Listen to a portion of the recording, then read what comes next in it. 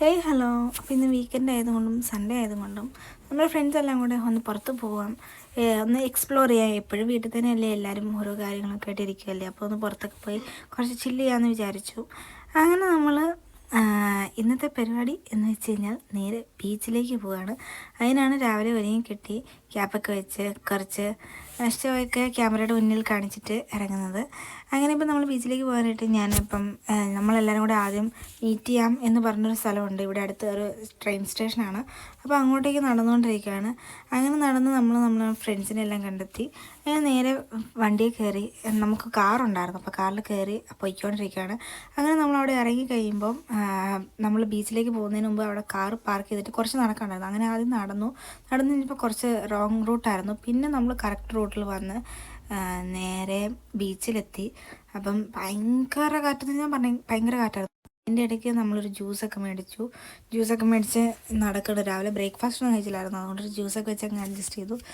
Beach കണ്ടപ്പോൾ തന്നെ എൻ്റെ മൈൻഡ് മൊത്തത്തിൽ അങ്ങ് പോയി. കാരണം നാട്ടിലെ ബീച്ച് വെച്ച് കമ്പയർ ചെയ്ത് അതിനേക്കാളും അടിപൊളിയായിരിക്കും, അല്ലെങ്കിൽ കുറച്ച് ആൾക്കാരെ കാണാം എന്നൊരു വിചാരത്തിൽ കൂടെ വന്നതാണ്. നോക്കിയപ്പോൾ ആണെങ്കിൽ ബീച്ചിലാണെങ്കിൽ ഒരു ആൾക്കാരും ഇല്ല, ഒന്നുമില്ല.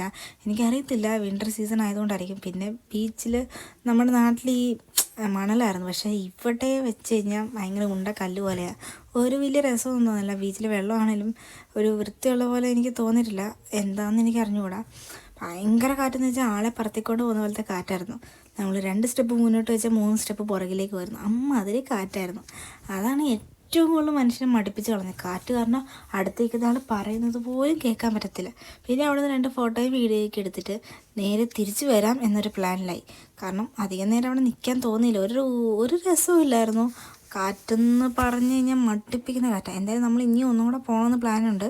ഇപ്പോഴല്ല, വിൻ്റർ സീസണൊക്കെ കഴിഞ്ഞ് സമ്മർ സീസൺ തുടങ്ങുമ്പോൾ പോകാം. അപ്പം ഇങ്ങനെയാണോ ബീച്ചെന്ന് അറിയത്തില്ലല്ലോ.